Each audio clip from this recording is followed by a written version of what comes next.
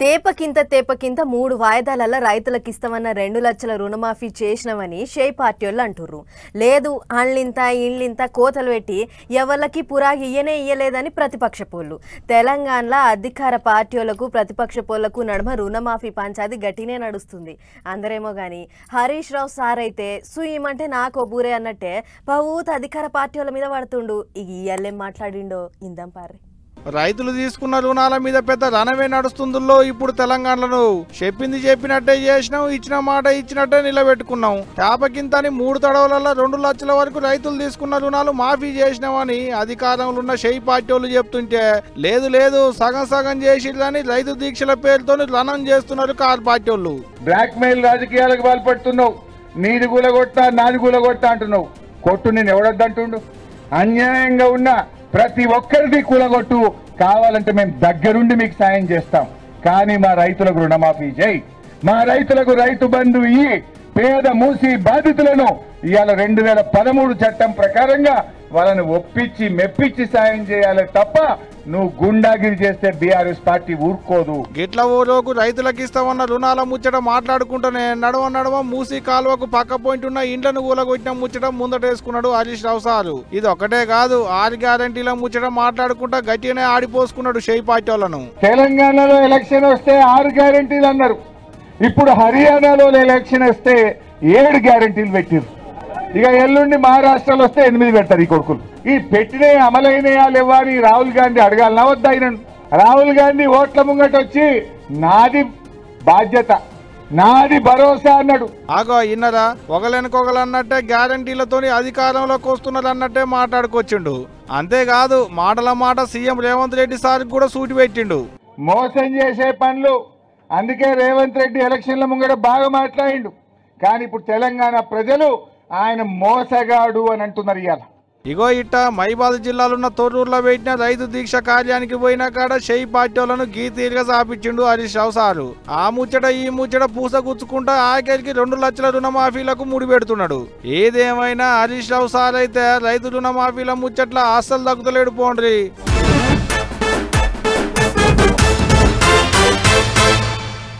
కొట్టుకున్నా తిట్టుకున్నా ఆపదొచ్చిందంటే చాలు అందరు ఒక్క కాడికి వస్తారు. అందుట్లో ఇప్పుడు సినిమా వాళ్ళు ఇగింత హుషారు ఉంటారు.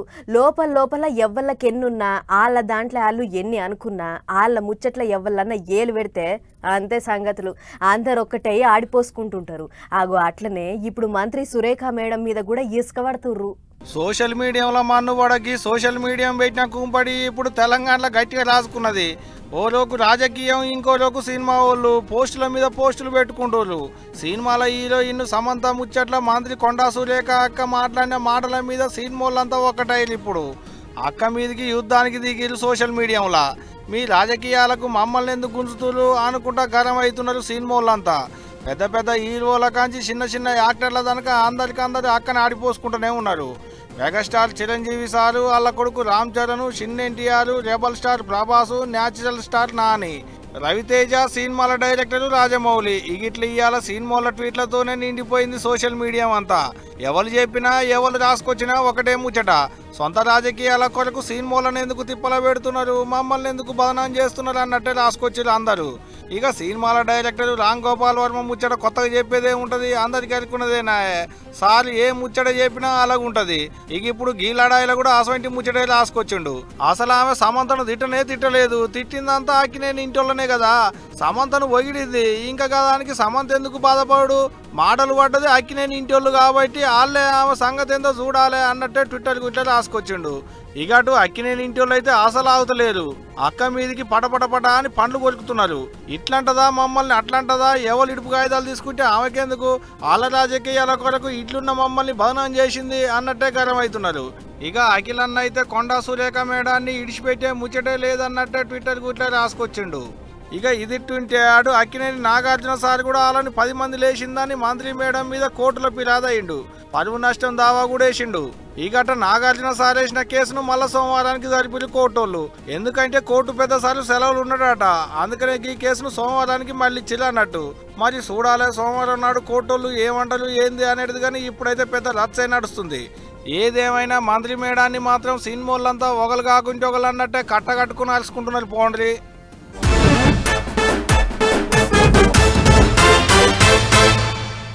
లాగిన కొద్ది సాగుతుంది తిరుమల లడ్డు పంచాది. లడ్డూని కల్తీ చేసిర్రని కొందరు, కావాలని రాజకీయం చేస్తుర్రని ఇంకొందరు. అధికార ప్రతిపక్ష పార్టీలు ఒకళ్ళ మీద ఒకళ్ళు కారాలు మిరియాలు నూరుతుర్రు. పవన్ కళ్యాణ్ సార్ అయితే ఏకంగా ప్రాయశ్చిత దీక్ష పట్టిండు. కానీ ఇప్పుడు గా లడ్డు వ్యవహారం సుప్రీంకోర్టు మెట్లెక్కింది. గా ముచ్చటేందో అరుసుకునొద్దాం పారి. తిరుపతి లడ్డూల లడాయి సుప్రీంకోర్టు మెట్లెక్కిందుల్లో లడ్డూల పంచాయతీల గుట్ట మాజీ పేప వైవి సుబ్బారెడ్డి సార్ కోర్టులో కేసేస్తే ఇవాళ కోర్టు సార్లు కొత్త కమిటీని పెట్టాలని ఆర్డర్లు వేసారు. సిబిఐ కెంచి ఇద్దరు, ఏపీ సర్కార్ కెంచి ఇద్దరు పెద్ద పోలీసోళ్ళు, ఇంకొక పెద్ద అధికారి ఇట్టా 5గురిని పెట్టి విచారణ చేపియాలని ఆర్డర్లు వేసారు కోర్టు సార్లు. ఇదంతా సిబిఐ పెద్ద సారే దగ్గర ఉండి చూసుకోవాలని ఆర్డర్లు వేసారు. ఇక ఇప్పుడు అట్ట ఢిల్లీ పెద్ద కోర్టోళ్ళు తీర్పునిచ్చుడే ఆలస్యం. ఓ రోజు ప్రతిపక్ష పోళ్ళు, ఇంకో రోజు అధికార పక్ష మైకుల ముంగడికి వస్తున్నారు ఒకరిని పట్టకోగలు. ఇక కోర్టు ఇచ్చిన తీర్పు మీద AP CM Chandrababu sir tweet చేస్తే ఏకంగా పాత సీఎం జగన్ సార్ మైకుల ముంగడికి వచ్చి మాట్లాడిండు. జంతువుల కొవ్వుతో కల్తీ జరిగిందన్న నెయ్యిని వాడలేదని ఈవో చెప్పారు కదా అని మళ్ళీ ఇవాళ న్యాయస్థానం మళ్ళీ ప్రశ్నించింది. కర్మ ఏమిటంటే ఈ మనిషికి దేవుడు అంటే భయము లేదు, భక్తి లేదు. ఈ చంద్రబాబు నాయుడు గారు లాంటి అన్యాయమైన రాజకీయ నాయకులు ఉన్నారు కాబట్టి మన కర్మ రాబోయే రోజుల్లో దేవుని ఈ పాపం, దేవుని కోపం ఆంధ్ర రాష్ట్ర ప్రజల మీద పడకుండా దేవుని నేను వేడుకుంటా ఉన్నాను. ఆగో ఇన్నది కదా ఏమంటుండో. అంతేకాదు ఇక అటు గుడి పాత పెబ్బ వైవి సుబ్బారెడ్డి సార్ మాట్లాడుకుంటా ఏమన్నాడో అది కూడా ఇన్నోలే. నేను చైర్మన్గా ఉన్న 4 ఏళ్లలో అయితే అసలు ఆ కంపెనీ ఏ రోజు కూడా టెండర్లో బిడ్ కూడా చేయలేదు. నా తర్వాత చైర్మన్గా ఉన్న కరుణాకర్ రెడ్డి గారి పీరియడ్లో కూడా ఆ కంపెనీ సప్లైస్ అయితే జరగలేదు. కొత్త ప్రభుత్వం అధికారంలోకి వచ్చినాక జూన్ 12 తర్వాతనే ఆ కంపెనీ సప్లై చేయడం మొదలుపెట్టింది. అంటే అసలు ఫస్ట్ ఆఫ్ ఆల్ ఈ కల్తీ, ఈ వీళ్ళు సప్లై చేసే నెయ్యిలో కల్తీ జరిగిందా లేదా, జరిగితే అది ఎవరి పీరియడ్లో జరిగింది, ఎటువంటి పదార్థాలు జరిగినాయని కూడా ప్రజలకు వాస్తవాలు తెలియజేయాలని చెప్పి ఈరోజు కోర్టు ముందు మేమంతా ప్రజెంట్ చేయడం జరిగింది. అగనట సారి గుడి పెబ్బగున్నన్ని రోజులు ఏ తక్లీఫ్ లేకుండా ఉండేనట. సర్కారు మారినాకనే లడ్డు కల్తీ అయిందన్నట్టే మాట్లాడుకొచ్చిండు. ఇక ఇదే ముచ్చట మీద అంబటి రాంబాబు సార్ మాట్లాడుకుంటే ఏమన్నాడో అది కూడా వినాలి కదా. ఇక రాష్ట్ర ప్రభుత్వం నుంచి అపాయింట్ చేసేటటువంటి ఇద్దరు ఆఫీసర్లని చంద్రబాబు నాయుడు గారు మంచి ఆఫీసర్లు కాకుండా ఆయనకు అనుకూలమైనటువంటి ఆఫీసర్లను వేస్తే మాత్రం అది అభ్యంతరకరమైనటువంటి అంశంగా మేము భావిస్తాం. ఎందుకంటే ఇప్పుడు మేము చంద్రబాబు నాయుడు గారు వేసినటువంటి సిట్ ఒకటి ఉంది, ఆ సిట్ కూడా డిఐజీ స్థాయిలో వేశారు. అదంతా కూడా ఏంటంటే చంద్రబాబు నాయుడు గారు ఏం చెప్తే అది చేయడానికి సిద్ధపడేటువంటి పరిస్థితులు ఉన్నటువంటి అధికారులు. అలాంటి కాకోకుండా చాలామంది ఉన్నారు ఐపీఎస్ అధికారులు సిన్సియర్గా ఉండేవాళ్ళని, వాళ్ళని వేయటంతో ఆయన చిత్తశుద్ధి బయటపడుతుందని కూడా ఈ సందర్భంగా నేను మనవి చేస్తున్నా. ఆగనాట కోటోల మాటలకు కట్టుబడి ఉంటాం కానీ సర్కారుకేంచి వచ్చేటి ఇద్దరు పోలీసు వాళ్ళని మాత్రం సీఎం మనుషులు కాకుండా ఉండేటోళ్ళని పెట్టాలన్నట్టే మాట్లాడుకొచ్చిండు. అంతేకాదు ఈ లడ్డు లడాయిల న్యాయమే గెలుస్తుంది అన్నట్టే మాట్లాడుకొచ్చిండు అంబటి సారు. ఇక వీళ్ళిట్ అంటుంటే అటు సైకిల్ పార్టీ వాళ్ళు ఏమంటుందో అది కూడా వినలే. సుప్రీంకోర్టు ఇచ్చింది, ఎస్ పర్ఫెక్ట్ గా ఎంక్వైరీ జరగాలనే సిట్ వేసింది. అదే ఈరోజు సిబిఐ యాడ్ అయింది, అందరూ యాడ్ అవుతారు, ఎఫ్ఎస్ఎస్ఐ యాడ్ అయింది, పర్ఫెక్ట్ గా ఎంక్వైరీ జరుగుద్ది. ఆ ఏడుకొండల వెంకటేశ్వర స్వామి దగ్గర అపవిత్రం చేసిన ఆ లడ్డూల్లో చేసిన వాడని ఎవరిని వదిలిపెట్టడం. గిట్లా వాళ్ళు ఉన్నప్పుడే తిరుపతి లడ్డూలు కల్తీ చేసిరని వీళ్ళు వచ్చినాకనే కల్తీ అయినాయని వాళ్ళు. అబ్బో చిన్నగా నడుస్తలేదు పోండ్రి తిరుమల లడ్డూల మీద పంచాది, మరి చూడాలకి పంచాది ఎక్కడ దనకపోతుంది అనేటిదిగా రేపు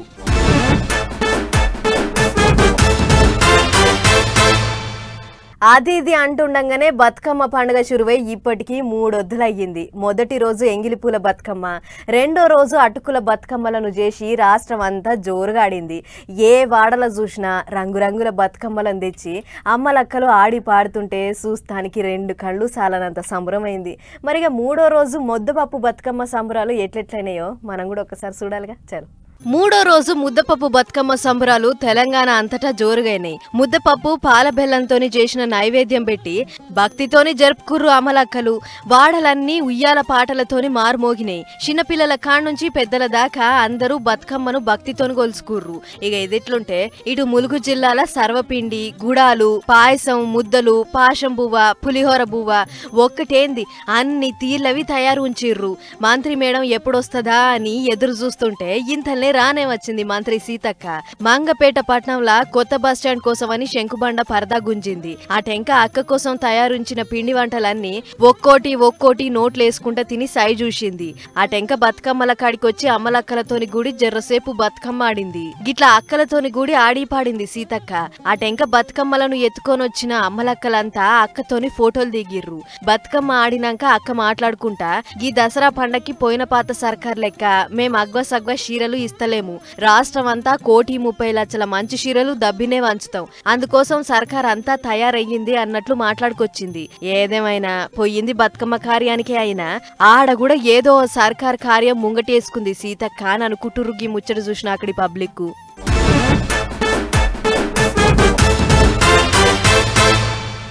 పలానా మనిషి కనబడతలేడు, పట్టించినోళ్లకు 10,000 రూపాయలు ఇస్తాం, జాడ తెలిసినోళ్ళు గీ కింది నంబర్కు ఫోన్ చెయ్యుర్రి. ఇగో ఈసొంటి పోస్టర్లు కానొచ్చేటి ఇంతకు మునుపు, కానీ ఇప్పుడు అసొంటి పోస్టర్లేడా కానొస్తలేవు. వాళ్ళకున్న బాధల్ని పోస్టర్ల మీద రాసి గోడలకు అతికిస్తుర్రు గీ నడుమ శాన మంది. కంసే కం ఇప్పుడు కూడా అసొంటి పోస్టర్లే అతికిచ్చిర్రు ఓ కాడ.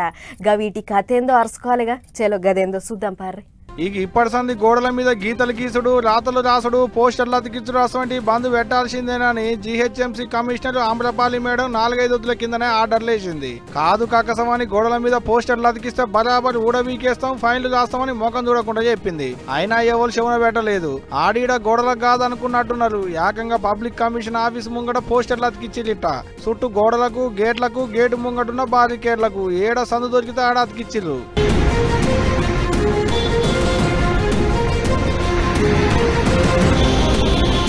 పబ్లిక్ కమిషన్ తప్పులు చేసింది, నిరుద్యోగుల జీవితాలలో నిప్పులు పోస్తున్నది, కన్నమ్మ తిప్పల పెడుతున్నది. గ్రూప్ 1 పరీక్షల తప్పులు లేకుండా ఉత్త 150 ప్రశ్నలు కూడా తయారు చేయలేకపోతే ఎట్టా అనుకుంటా పొట్టు రాసుకొచ్చేళ్ళు. అంతేకాదు టీజీపీఎస్సీ అనేది నేను పెద్ద నీ అంతను అనుకుంటా గిసువంటి రాతలు రాసి చక్కగా పోయి పబ్లిక్ కమిషన్ గోడలకే అతికిచ్చిర్రు. ఇంకో పెద్ద ముచ్చట ఏంటంటే తెలుగు అకాడమీ పుస్తకాలు కొనొద్దని బరాబర్ రాసిర్రు పోస్టర్ల మీద.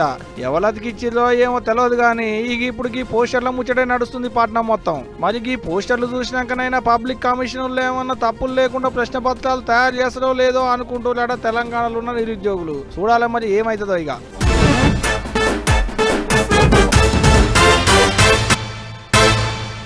అబ్బబ్బబ్బబ్బా, ఏం వానలు, ఏం వరదలు. ఈసారి పడ్డన్ని వానలు ఇంకెప్పుడూ పడలేదు. గీ నడమనే ఖమ్మం, విజయవాడలో వచ్చిన వరదలకు జనం సకలం కోల్పోయి కట్టు బట్టలతో మిగిలిర్రు. గట్ల వరదల మునిగిపోయిన జనాల గోసలు ఎట్లుంటాయో మనం అంతా దగ్గరుండి చూసినాం. అన్నట్లు దేశాలన్నిటికీ పెద్దన్నాయన అమెరికా దేశం కూడా వరదల దెబ్బకు వణికిపోతుంది.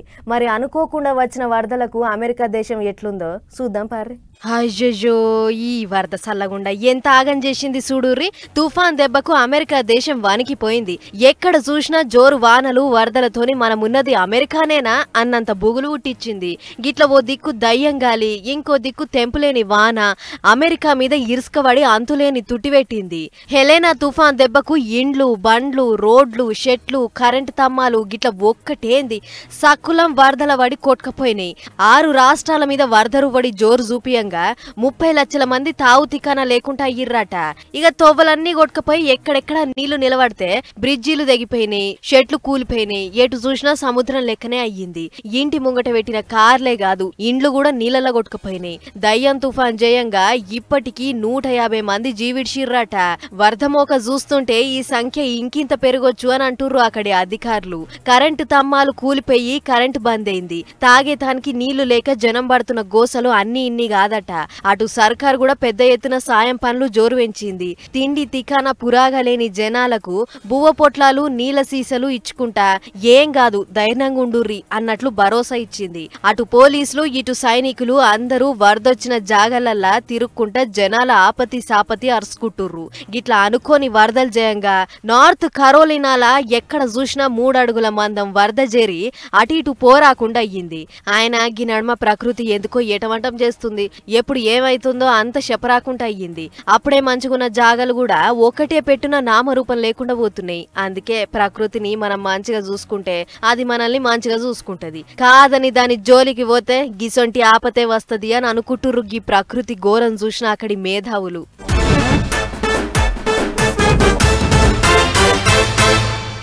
చలో మరి ఇవ్వనమాట ఇయాల్టి పటాస్ న్యూస్ ముచ్చట్లు. ఇంకో ఎపిసోడ్లో మళ్ళీ కలుసుకుందాం. నమస్తే. Thank you.